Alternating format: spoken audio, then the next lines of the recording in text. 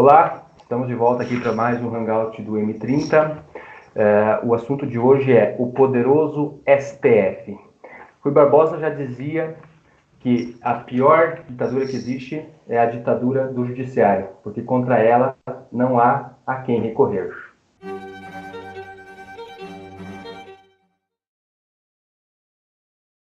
O tema hoje é o poder que tem o STF no Brasil. É um poder que extrapola o limite do equilíbrio entre os três poderes, o legislativo, o judiciário e o executivo. Hoje, o STF, além de ser um lugar, um salvaguardo da bandidagem política do país, ela é também legislador. Ele acaba invadindo a área de atuação do Poder Legislativo, lembrando que eles não são eleitos para isso.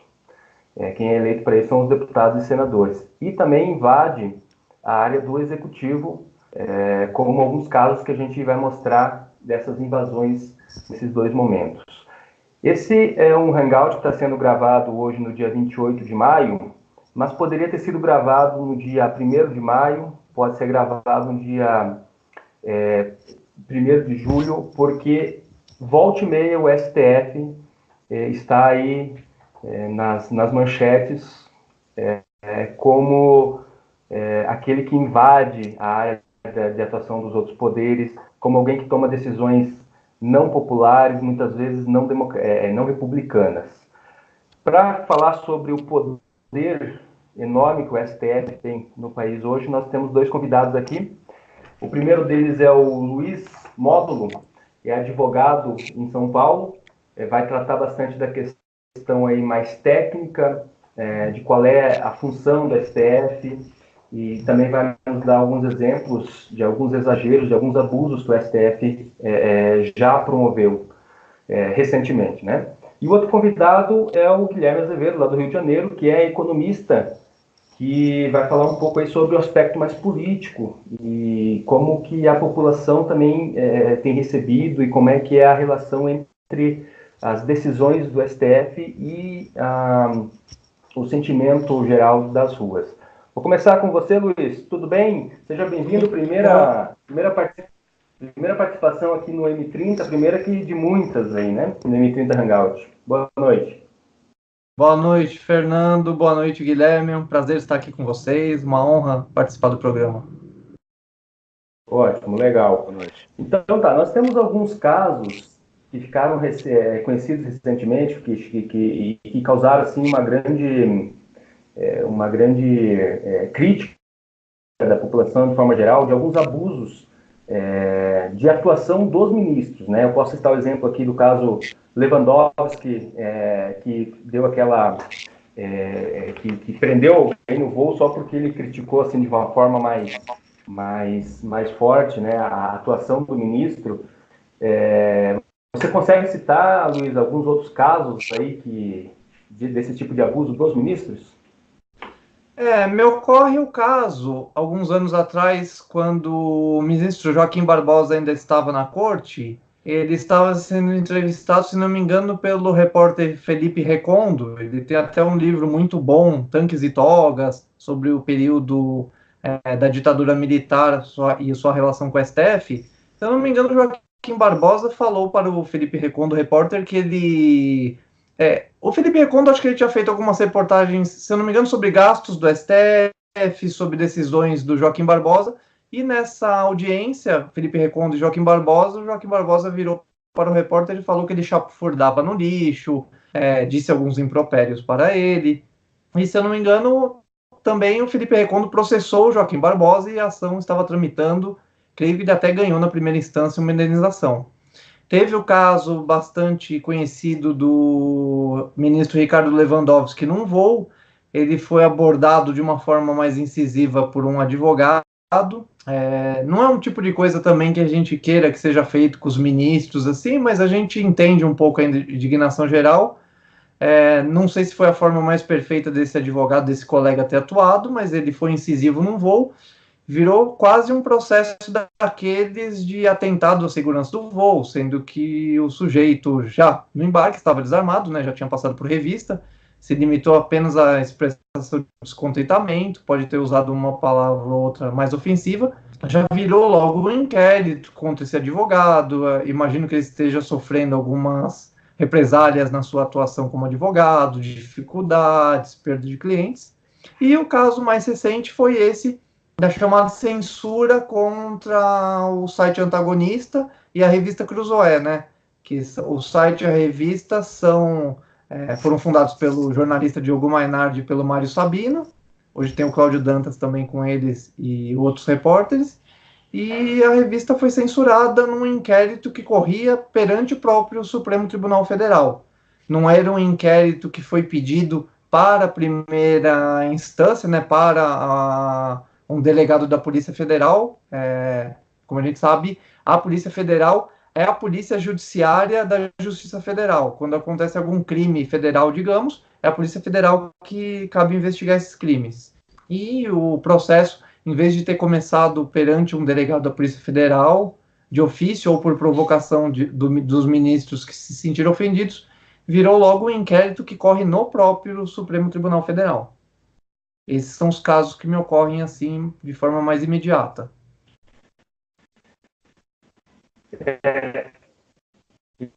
Legal. Esse caso, Luiz, do Toffoli e do ministro Alexandre de Moraes e a revista Cruzoé, ele, na verdade, foi uma segunda etapa de uma ação que levou a Polícia Federal a porta de pessoas que haviam criticado o STF, né?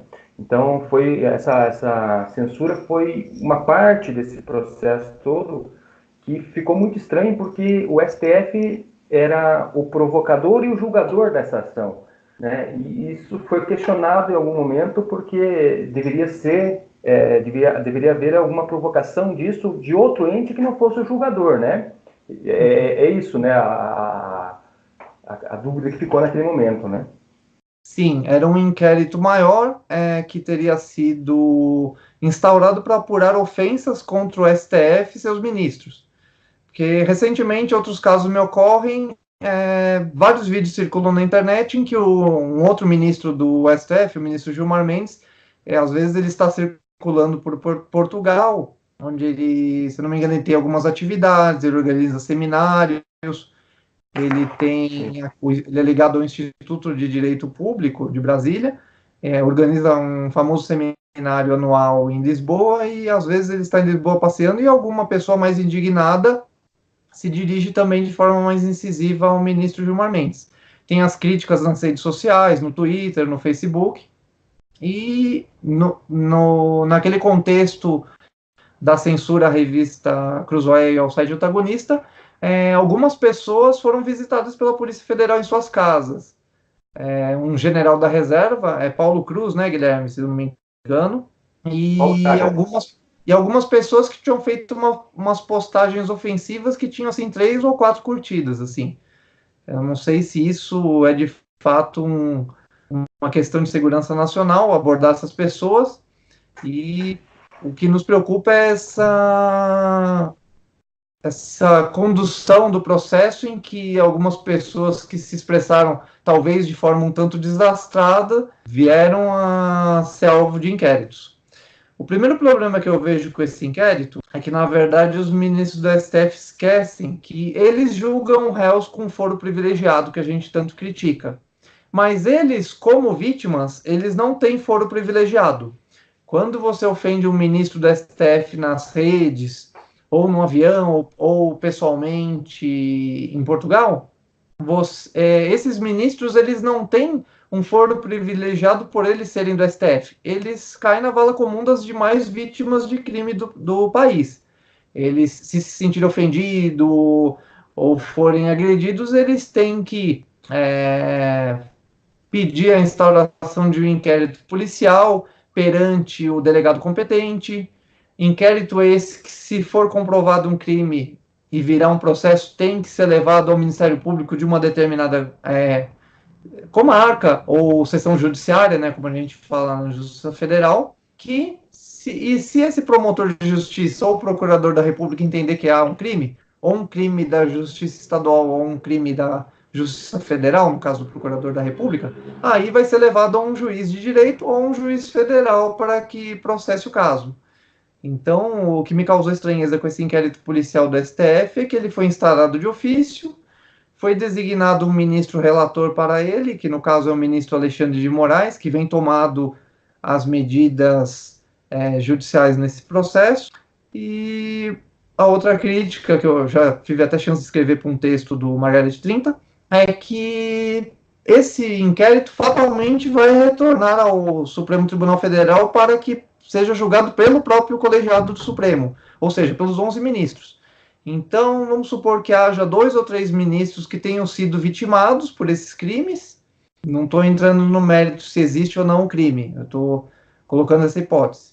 Supor que haja um crime, 2 ou 3 ministros que, na verdade, deveriam se considerar impedidos, né? É uma situação objetiva do processo em que a pessoa, o juiz, o julgador, não pode participar porque ele tem um interesse no desfecho do caso. Sim. É diferente um tanto da suspeição, que a suspeição ele pode ser amigo do réu ou inimigo do réu e aí fala que não quer julgar por uma questão de foro íntimo, suspeição. Impedimento é uma coisa mais objetiva. Então, esse inquérito vai acabar voltando para o Supremo. Começou no Supremo, tramitou no Supremo e termina sendo julgado pelos próprios ministros, alguns deles que teriam sido ofendidos. E nesse inquérito, a gente viu que a própria Procuradora-Geral da República, a doutora Raquel Dodge, ela já falou que o inquérito teria que ser arquivado. E esse é um detalhe que tem no Código de Processo Penal. Quando o Ministério Público fala que quer arquivar um inquérito, na primeira instância, há todo um trâmite para arquivar o inquérito. Há um recurso para o Procurador-Geral de Justiça ou o Procurador-Geral da República. No caso, na Procuradoria-Geral da República, há as câmaras de revisão do Ministério Público Federal, que podem revisar e falar, não é caso de arquivar, esse inquérito segue. No caso de um inquérito de competência da Procuradoria-Geral da República, que comece com a doutora Raquel Dodge, ela tem um poder muito elevado. E isso a gente viu até no caso do Mensalão, lá atrás, em 2005. Quando o procurador-geral da época, o Antônio Fernando, ele falou que não tinha crimes contra o Lula e não denunciou o Lula pelo Mensalão, não havia, de fato, instância para qual recorrer. Não houve um processo contra o Lula, o presidente Lula. Aqui é a mesma coisa. Se a Procuradora-Geral da República, que é quem teria o poder de dar andamento a esse inquérito, fala que o inquérito é indevido e pede para arquivar, nem o próprio Supremo poderia ter mandado ele continuar. Mas o inquérito continuou. E se a Procuradora-Geral da República, que é quem deve fazer a denúncia depois, na hora do inquérito virar uma denúncia, resolver não fazer essa denúncia, de fato não há nada a ser feito e a denúncia teria que ser arquivada, o inquérito. Entendi. Agora, Luiz, você como advogado poderia nos ajudar a entender um pouco sobre a função do STF, porque ele se tornou para nós, para o brasileiro, a última instância de quase todas as ações, me parece, né? E eu já vi algumas pessoas defendendo que o papel do STF devia ser outro, devia ser o de guardião da Constituição e só julgar aqueles casos em que houvesse alguma dúvida sobre a Constituição. Então, qual é o verdadeiro papel do STF aqui no Brasil? Olha, o STF aqui no Brasil, ele é inspirado na Suprema Corte Americana, mas quando você analisa as competências de cada corte, a evolução institucional delas, a gente vê que são cortes de corte bastante diferente. A Suprema Corte Americana foi prevista logo na Constituição dos Estados Unidos, existe há mais de 200 anos, e o papel básico da Suprema Corte Americana é, de fato, ser uma corte constitucional. Ela diz se uma lei é ou não constitucional. Ela tem 9 ministros, e ministros também que são indicados de forma vitalícia. Geralmente eles ficam até uma elevada idade na Suprema Corte, até que ou morrem no cargo, esses ministros, como no caso do ministro Antonin Scalia, recentemente, em 2016 ele morreu, ou eles se aposentam com mais de 75, mais de 80 anos, quando eles sentem que já não estão, talvez, à altura do desafio, se a gente pode dizer, né? Porque lá eles têm menos casos, mas ainda assim é um trabalho exigente, né? É um trabalho como qualquer outro. Agora, você vem aqui para o Brasil, o STF tem as competências previstas no artigo 102 da Constituição. Lá pelas tantas fala que o STF cuida de ações diretas de inconstitucionalidade, ações declaratórias de constitucionalidade, ele julga os recursos extraordinários, que é o que a gente chama de controle difuso. Um juiz, lá no começo do processo, na primeira instância, falou que uma lei era inconstitucional. O processo foi subindo até que chegou no STF para dar a palavra final sobre a constitucionalidade de uma determinada lei, de algum determinado ato de governo. Então, isso ainda está no âmbito do controle da constitucionalidade. Mas aí o STF começou a ter outras competências que foram colocadas no texto da própria Constituição Federal de 88. Uma das competências às quais eu sou um tanto crítico e que é o que gera esse mal-estar com o STF, a questão da impunidade, é que ele, por exemplo, ele julga habeas corpus de ações oriundas de tribunais superiores. No caso, o STJ, principalmente, Superior Tribunal Militar, etc. Mas esse poder do habeas corpus já faz com que o STF tenha o poder de virar basicamente uma instância revisora de todas as condenações criminais do território nacional. A gente tem um país de quase 210 milhões de habitantes, um pouco mais já talvez, e cada condenação criminal tem o potencial, cada ação criminal tem o potencial de chegar até o STF para que os ministros deem a palavra final. Seja já dando uma liminar num habeas corpus e soltando algum réu, e a gente viu isso em vários casos muito emblemáticos, como o caso do Roger Bademasi, o caso do Salvatore Catiola. Eu diria que até é uma falta de confiança do Constituinte de 88 nos juízes criminais de primeira instância e que atuam nos tribunais. Então, o habeas corpus hoje em dia no meio criminal, ele acabou virando um substituto de outros recursos. Você quer uma decisão rápida, você entra com habeas corpus para qualquer questão que tenha a ver com o seu processo criminal e acaba, por força de manejo do habeas corpus, chegando até o STF. E isso pode gerar uma certa sensação de impunidade de fato, porque esse poder do STF, essa competência, pode fazer com que toda condenação criminal do território nacional do Brasil, em tese, vá parar no STF.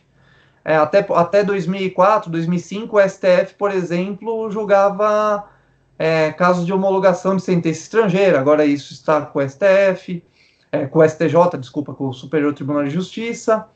A gente vê casos, por exemplo, um caso bastante emblemático é o caso do Cesare Battisti, que o Lula, no último dia do seu mandato presidencial, resolveu dar o asilo ao Cesare Battisti. O caso foi parar de novo no Supremo, como já tinha passado antes, e o Supremo acabou chancelando a postura do Lula, ou seja, Battisti ficou entre nós até que ele resolveu fugir para a Bolívia, e aí que a Itália conseguiu, digamos, colocar as mãos no Cesare Battisti.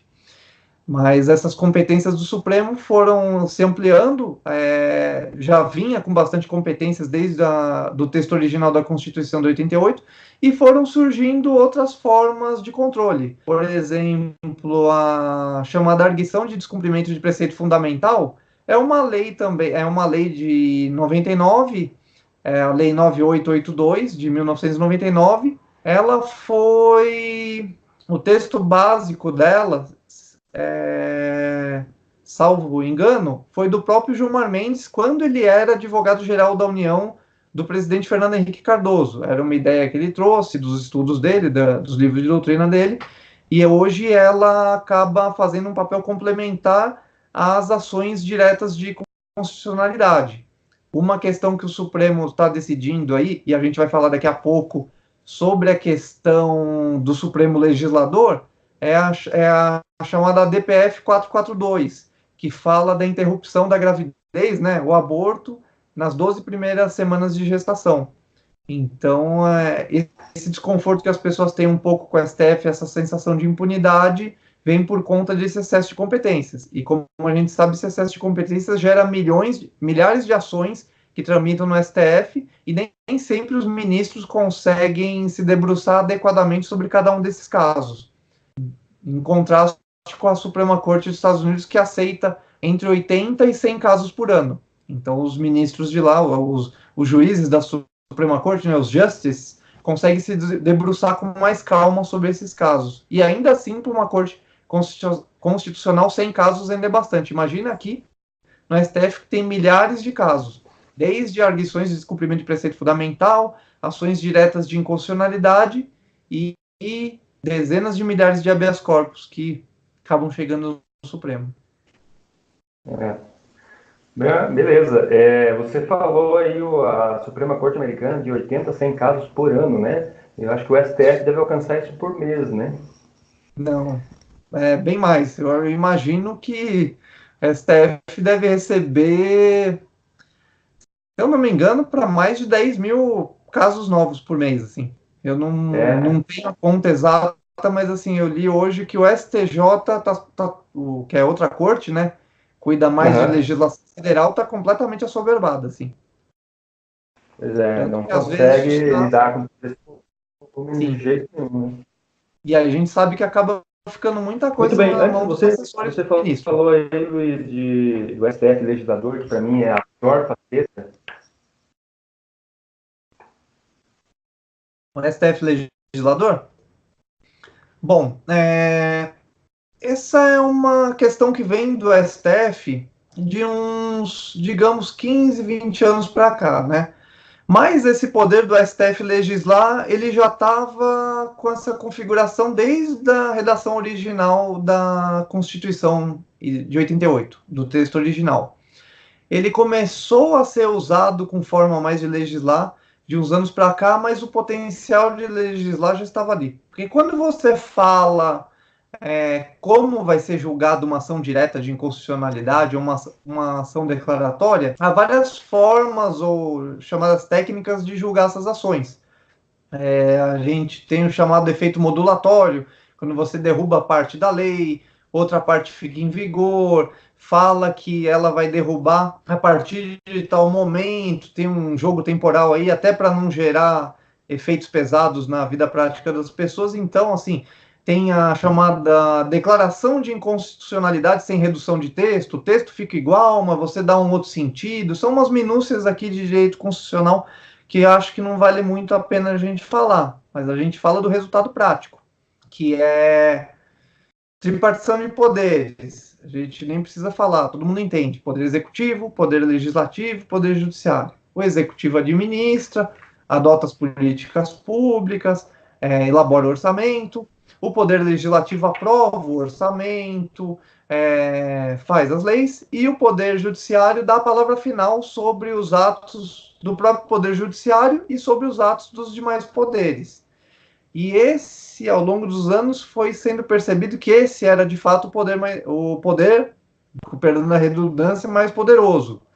Porque você dá a palavra final sobre um assunto, não preciso dizer, é um grande poder. O executivo tem suas medidas contestadas, o impeachment da Dilma, o STF que acaba decidindo se pode ou não haver impeachment, se ela vai perder ou não os direitos políticos, é um caso que a gente pode comentar daqui a pouco. Essa já mencionada DPF 442, que discute a situação do aborto nas 12 primeiras semanas, a depender do modo como ela for ser julgada, ela vai trazer uma grande novidade de legislação mesmo. Porque o legislador, a questão do aborto, ela está tratada no Código Penal, que é uma lei de 1940. A situação do aborto não mudou desde então. Aborto é crime e tem algumas exceções que não configuram crime, como, por exemplo, no caso de estupro da gestante, ela também não seria obrigada a ficar com aquela gravidez que foi produto de um crime, ou risco de vida para a mãe. Não se pode forçar que a mãe tenha uma gravidez, siga ela adiante, sabendo que ela pode, de fato, morrer se levar aquela gravidez adiante. Eram situações de bastante sabedoria, digamos. Por décadas isso foi assim e se entendia que eram as situações que poderiam exceptuar a mulher ou o médico que provoca o aborto nessa gestante. Agora já começou a situação de uns anos para cá que assim, se o feto se a mãe pegou a zika, né, tem suspeita de anencefalia, já estavam querendo A anencefalia, no caso, ela já é permitida agora. Virou mais uma hipótese em que o aborto é permitido. Não vamos nem discutir se é certo ou não, mas tá lá. Por decisão judicial. Agora se discute se a mera zika, sem provocar anencefalia, se ela vai dar direito ao aborto. E aí, nessa DPF 442, ela já é assim, fora de situação de anencefalia, se a gestante foi vítima de um crime sexual ou não. Para todas as mulheres, a depender do que for decidido nessa DPF 442, as mulheres teriam aborto sem discussão nas 12 primeiras semanas. E isso a gente vê que tem consequências muito graves. Não é o que o legislador está falando que ele quer fazer. O Congresso Nacional ele pode ser conservador, pode ser isso, aquilo, pode não entender a situação da mulher, até porque as mulheres ainda são minoria no Congresso, mas, bem ou mal, é o que foi decidido pelo Congresso para definir o que é um crime. E se a gente fosse entrar no mérito da questão do aborto, a gente tem argumentos dos dois lados para falar se pode ou não, mas será muito perigoso que seja o Supremo que dê esse passo e fale que aborto é permitido sem discussão nas 12 primeiras semanas da gestação. Esse é um caso que tem me preocupado. O ministro Barroso, ele tem falado bastante sobre essa questão do aborto. Porque as mulheres sofrem, não sei quantas milhares de mulheres morrem todo ano em decorrência do abortos clandestinos, e a gente sabe, às vezes, que é triste falar, mas às vezes essas estatísticas não são tão confiáveis, são um tanto infladas para favorecer a causa do aborto. E o ministro Barroso, ele, da formação mais recente da corte, claro, muitas vezes ele já acertou em inúmeras decisões, mas ele me preocupa um pouco porque ele é o ministro, digamos, que tem mais uma visão progressista da corte. Ele fala que a corte teria um papel iluminista de avançar a história. Eu vi ele falando isso com todas as letras num lançamento de livro em que ele tinha um capítulo escrito aqui em São Paulo. E até alguma pessoa da plateia fez uma pergunta antes que eu tivesse a chance, que assim, ministro, o senhor fala em avançar a história, mas e se você estiver avançando a história para o lugar errado? Será que é um papel de um ministro do STF fazer avançar a história? Ou teria aquela sabedoria dos antigos ministros que se limitavam ao seu papel de ser, de fato, como se fosse um árbitro de uma partida? Dizer que está certo ou não, mas sem legislar, sem tentar resolver problemas da sociedade por meio de decisões judiciais.